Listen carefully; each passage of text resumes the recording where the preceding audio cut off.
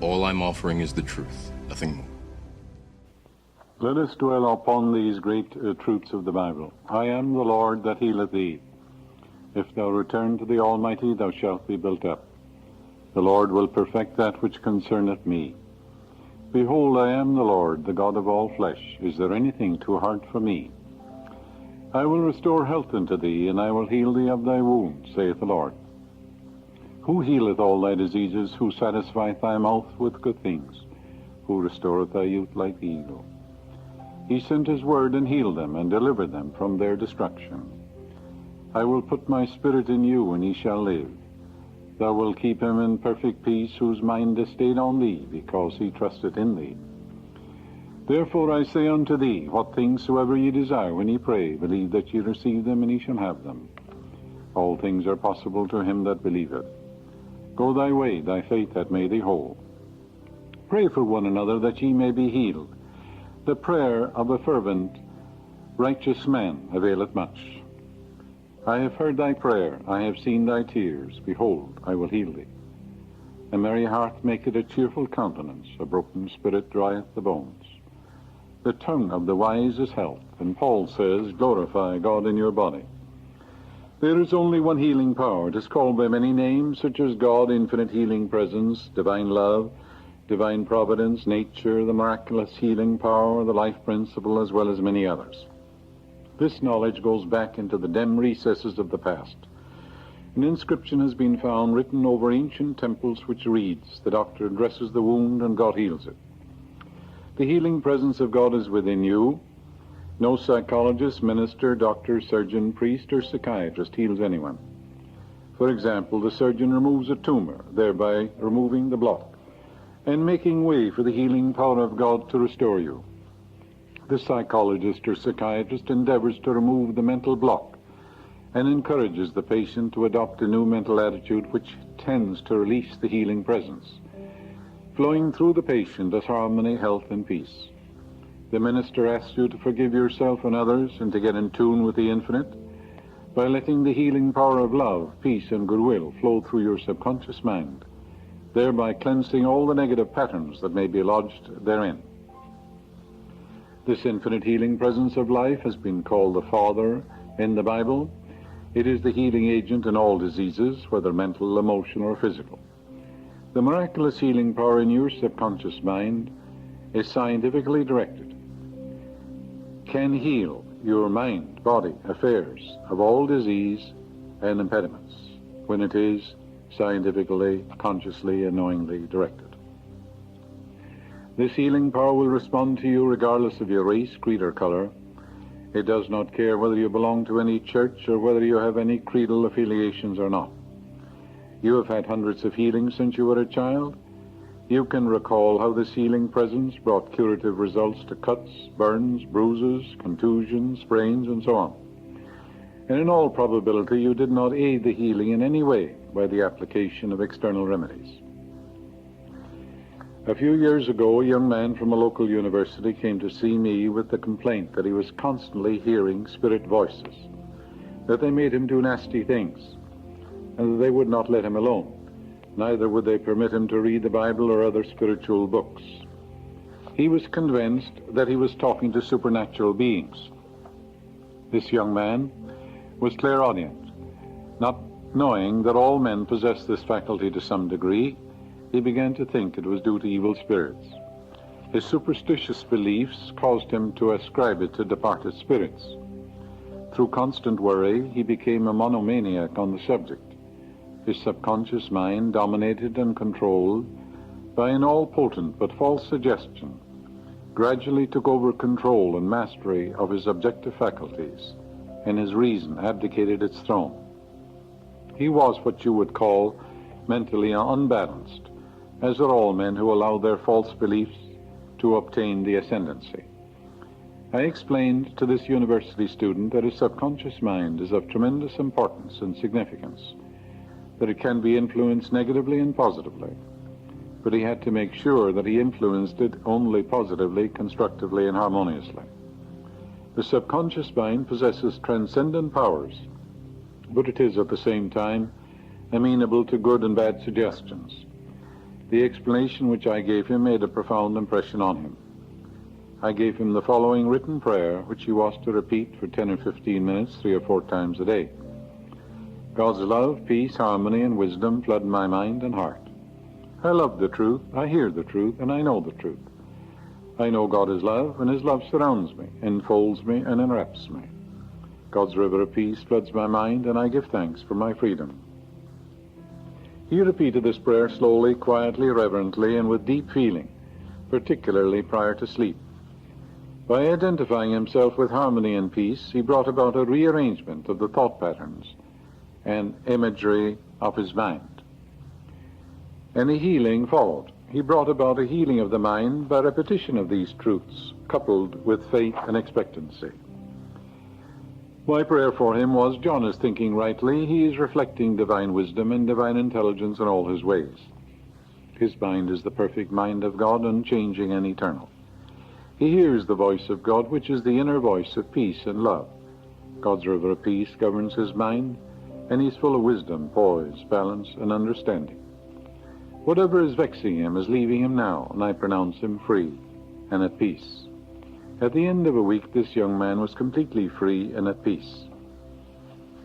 Some time ago, a woman told me that her child had a very high fever, was not expected to live. The doctor had prescribed small doses of aspirin and had administered an antibiotic preparation. The mother, who was involved in a contemplated divorce suit, was terribly agitated and emotionally disturbed. This disturbed feeling was communicated subconsciously to the child, and naturally the child got ill. Children are at the mercy of their parents and are controlled by the dominant mental atmosphere and emotional climate of those around them. They have not yet reached the age of reason when they can take control of their thoughts, emotions, and reactions to life. The mother, at my suggestion, decided to become more at ease and relax her tensions by reading the 23rd Psalm, praying for guidance and for the peace and harmony of her husband. She poured out love and goodwill to him and overcame her resentment and inner rage. The fever of the child was due to the suppressed rage and anger of the mother, which was subjectively felt by the child and expressed as a high fever due to the excitation of the child's mind. Having quieted her own mind, the mother began to pray for her child in this manner. Spirit, which is God, is the life of my child. Spirit has no temperature. It is never sick or feverish. The peace of God flows through my child's mind and body. The harmony, health, love, and perfection of God are made manifest in every atom of my child's body. She is relaxed and at ease, poised, serene, and calm. I am now stirring up the gift of God within her, and all is well. She repeated the above prayer every hour for several hours. Shortly thereafter, she noticed a remarkable change in her child, who awakened and asked for a doll and something to eat. The temperature became normal. What had happened? The fever left the little girl because the mother was no longer feverish or agitated in her mind. Her mood of peace, harmony, and love was instantaneously felt by the child, and a corresponding reaction was produced. We are all natural-born healers for the simple reason that the healing presence of God is within all men, and all of us can contact it with our thoughts. It responds to all. The healing presence is in the dog, the cat, the tree, and the bird. It is omnipresent. It is in the soil, and it is the life of all things. There are different degrees of faith. There is the man who through faith heals his ulcers, another who heals a deep-seated so-called incurable malignancy. It is as easy for the healing presence of God to heal a tubercular lung as it is to heal a cut on your finger or a pimple on your nose. There is no great or small in the God that made us all. There is no big or little, no hard or easy. Omnipotence is within all men. The prayers of the man who lays his hands on another in order to induce a healing simply appeals to the cooperation of the patient's subconscious. Whether the latter knows it or not, or whether he ascribes it to divine intercession or not, and a response takes place. But according to the patient's belief, is it done unto him. Remember the story in the Bible where the dead man was commanded, and he said to the dead man, Young man, I say unto thee, arise. And he that was dead sat up and began to speak. That's in the book of Luke. When it says the dead man sat up and began to speak, it means that when your prayer is answered, you speak in a new tongue of joyous health, and you exude an inner radiance. Your dead hopes and desires speak when you bear witness to your inner beliefs and assumptions.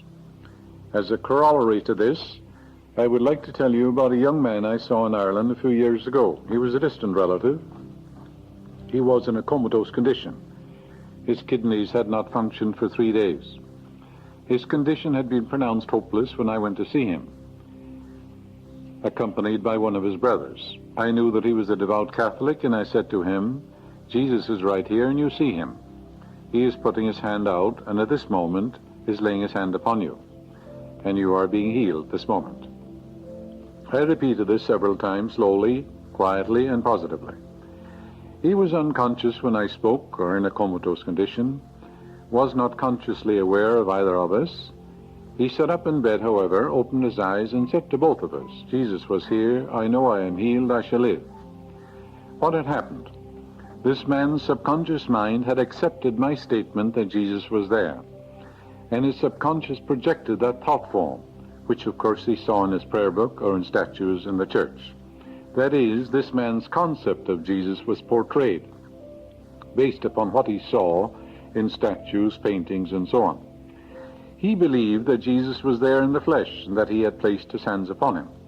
Remember, whatever suggestion you give to your subconscious mind, it acts upon it, whether it's true or false. The readers of my book, The Power of Your Subconscious Mind, are well aware of the fact that you can tell a man who is in a trance that his grandfather is here now and that he will see him clearly. He will see what he believes to be his grandfather, based on his subconscious memory picture. You can give him the same man a post-hypnotic suggestion by saying to him, when you come out of this trance, you will greet your grandfather and talk to him, and he will do exactly that. This is called a subjective hallucination. The faith which was kindled in the subconscious of my Catholic relative, based on his firm belief that Jesus came to heal him, was the healing factor. It is always done unto us according to our faith, mental conviction, or just blind belief.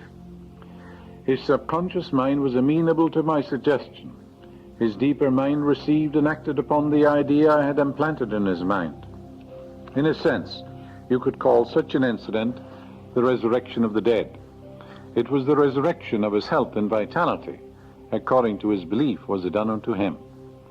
True faith is based on the knowledge of the way your conscious and subconscious minds function, and on the combined harmonious function of these two levels of mind scientifically directed. Blind faith is healing without any scientific understanding whatsoever of the forces involved.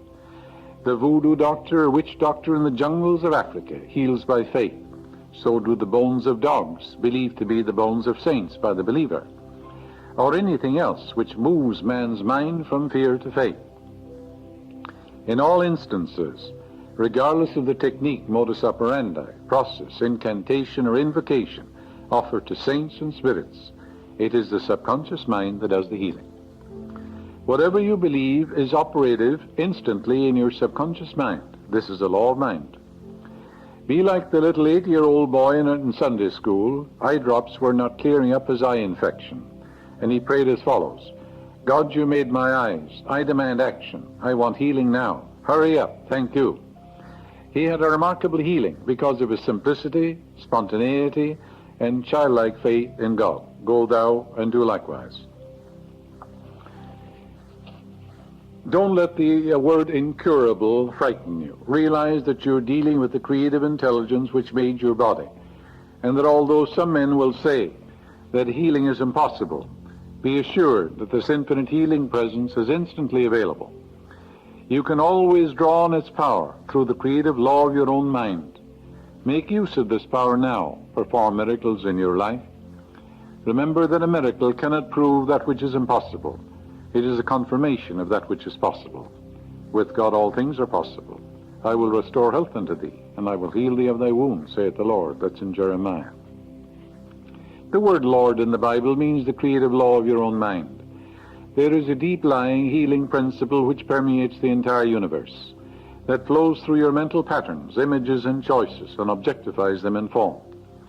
You can bring into your life anything you wish through this infinite healing presence which operates through your own mind. Millions of Christians and Jews are atheists because they say oftentimes that my boy is incurable, it's hopeless, I can't be healed. And at the same time they say that with God all things are possible. They say that infinite healing presence made the body and that the infinite intelligence which made it can't heal it. It is just the same as if you made an icebox and you told me that you couldn't fix it when it was out of order. I wouldn't believe you, nobody would. When you deny the infinite healing presence, you're an atheist. It created the body and it certainly can heal it. It knows all the processes and functions of the body. It made it from a cell. And surely he that hath made the eye, can he not see? He that hath made the ear, can he not hear? You may use this healing presence for any purpose. It is not confined to healing of the body or mind. It is the same principle which attracts to you the ideal husband or wife, prospers you in business, finds for you your true place in life, and reveals answers to your most difficult problems. Through the correct application of this principle, you can become a great salesman, musician, physician, or surgeon. You can use it to bring harmony where discord is, peace to supplant pain, joy in place of sadness, and abundance in place of poverty. The first step in healing is not to be afraid of the manifest condition from this very moment. The second step is to realize that the condition is only the product of past thinking, which will have no more power to continue its existence. The third step is mentally to exalt the miraculous healing power of God within you. This procedure instantly will stop the production of all mental poisons in you or in the person for whom you are praying. Live in the embodiment of your desire, and your thought and feeling will soon be made manifest. Do not allow yourself to be swayed by human opinion and worldly fears, but live emotionally in the belief that it is God in action in your mind and body. The Bible says, heal the sick, cleanse the lepers, cast out devils, raise the dead. Freely ye have received, freely ye give. The word heal is an old English word, means to make whole, to integrate, to unite. Ill health is a lack of oneness with God. It means separation from the divine. He restoreth my soul, the psalmist says. Your soul is your subconscious mind. You can restore your subconscious mind to wholeness, beauty, peace, and serenity. Fill your conscious mind with life-giving patterns. Fill your mind with harmony, health, peace, wholeness, beauty, right action. Think from principles such as harmony, peace, beauty, love, joy. Preach the kingdom of heaven is at hand. You must preach it first to yourself. And the kingdom of intelligence and wisdom and power, the boundless love, the infinite intelligence of God are locked in your subconscious mind. Preach that to yourself. Teach that to your own faculties of mind. Teach your faculties of mind to give up their illusions, false beliefs, ill will, resentment, antagonism. You can't be healed and at the same time resent and hate and be full of self-condemnation. It's impossible. You must give up all of these false beliefs and accept that the Spirit is God. Wish for everyone what you wish for yourself, health, happiness, and peace, and all the blessings of life. Forgive yourself for harboring negative thoughts. Forgive everybody. Then you create a vacuum, and the Holy Spirit of God will rush in and heal you. Accept the fact that the Spirit in you is God. It's the only cause. And you do not give power to externals. You do not give power to the atmosphere, the winds, or the waves, or to germs, or to anything. Change your mind, and you change your body. Be transformed by the renewal of your mind. Fill your mind with the truths of God, and you will crowd out of your mind everything unlike God. It's like a pail of dirty water. If you have patience, and you drop by drop of clean water into it, after a while you and I can drink out of that pail of water. We'll have clean water. Likewise, when you fill your mind with the eternal verities, whatsoever things are true, lovely, noble, and godlike, you will expunge and obliterate from your deeper mind everything unlike God, and the healing will take place. Because thousands of cells are dying every second, and as you fill your mind with that which is lovely, noble, and godlike, then the tissues and the nerves and the cells will take on a spiritual overtone. And like spiritual penicillin, you will destroy the bacteria of fear, worry, and anxiety. Persistence and repetition work miracles in your mind. Reiterate the great truths, such as the healing power of God is now flowing through me, healing me and making me whole. The infinite healing presence made me. It knows how to heal. It knows all the processes and functions of my body. And I claim that the Holy Spirit is flowing through me now, animating, sustaining, healing, and restoring my whole being to wholeness, beauty, and perfection. This presence and power is flowing through you now, healing, vitalizing, and restoring your soul, because your soul is your subconscious mind. No matter what the problem is, no matter what the difficulty is, it is a negative pattern, a complex, a poison pattern, lodged in the recesses of your subconscious mind. And the lower is subject to the higher. Therefore, as you spiritualize your thoughts and feed your subconscious with life-giving patterns of wholeness, beauty, and perfection, the subconscious mind has no alternative but to be cleansed, and the healing will follow. It is no use to petition God and beg and beseech that you may be healed. God does not respond to your petition, to your begging or beseeching or supplication. The God presence responds to your belief, to your conviction, to your understanding. According to your belief is it done unto you. Permanent healing follows a real change of mind and heart, a reconditioning of your mind and your heart. Announce the kingdom of heaven to your own mind. Teach your faculties, your disciples, to give up fear, hate, resentment, false beliefs. Teach your faculties not to judge according to appearances, that the external thing is a condition. You don't give power to conditions. You give power to the Spirit within you, and you allow the healing power to flow through you. Your disciples are your disciplined qualities of mind. For example, you must discipline your vision. Where there is no vision, the people perish. If you vision yourself successful, whole, vision the doctor, congratulating you on your perfect health and harmony, you go where your vision is. If you have a poor vision or a poor estimate or blueprint of yourself, you'll be sick and frustrated and neurotic. When you have regularly, systematically, and vigorously reiterated to your mind the kingdom of harmony, health, and peace, and wisdom, and beauty, and boundless love are all within you, lodged in your deeper mind, when you convince yourself that the infinite healing presence which made you is almighty, there's nothing to oppose it or challenge it. It is there waiting to be released. Then your vision will soar, your faith will be kindled, and wonders will happen in your life, and healing will follow. For all things be ready, if the mind be so. Know that there is one presence and one power, and there is none else. Know this, and you will give power to nothing else in the universe. There is no principle of disease. There is nothing to sustain it. It's a product of destructive thinking. Therefore, as you change your thought to conform to universal principles, your body must change. This is a law of mind.